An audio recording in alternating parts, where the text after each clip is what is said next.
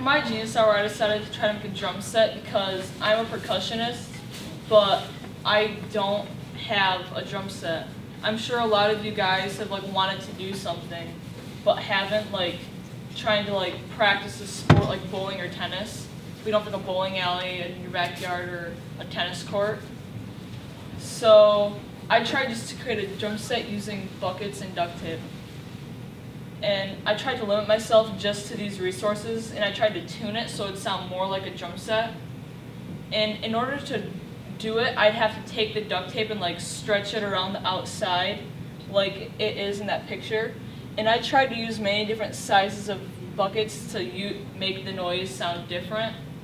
But as I thought, the biggest one made the lowest noise, and then the smallest one made the middle amount of low noise. So it didn't really work out like I thought, and tuning it was hard. And to try to tune it, I used these small little squares of duct tape, and I just taped them on hard to the drum head to make the noise lower. And you have to tape it on off-center, not in the middle, so that it actually would create that effect. And once I made all the drums, the bass drum didn't really sound like a bass. So I took one of the sticks, and on the end, I just wrapped a ton of duct tape around it to make it bigger, more like a bass drum mallet. And in order to play with actual speed and smoothness, I had to use traditional grip to switch with the mallet of the back.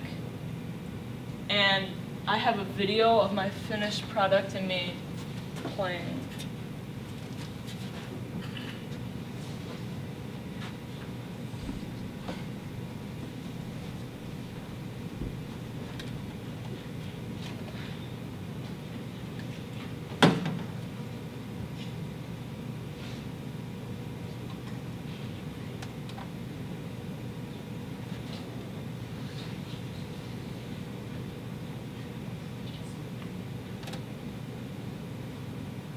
This is going to be hard to see. Needs to be brighter. Probably brighter.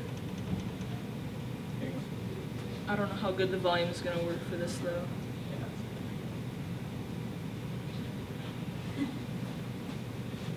If we can play it another day, we will.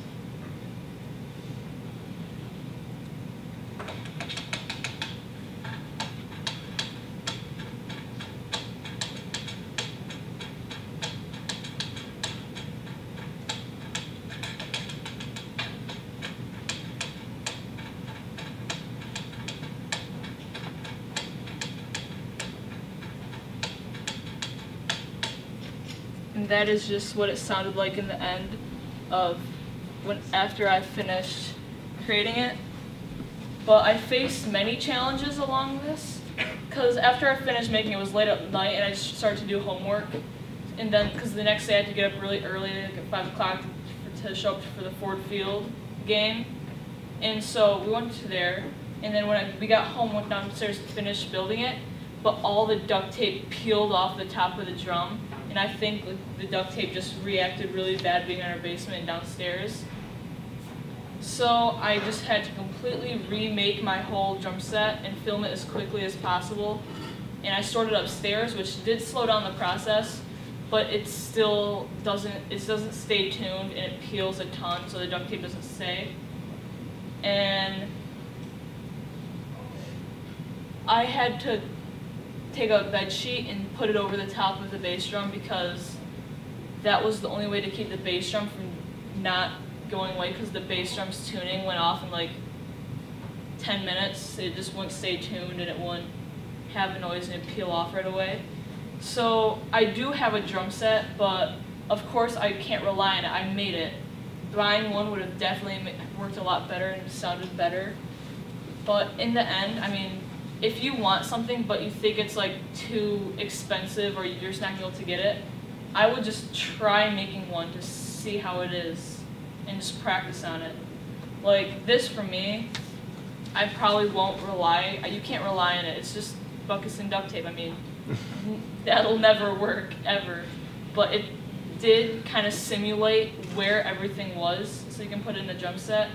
And I think it's just something fun to do. Thank you. Thank you.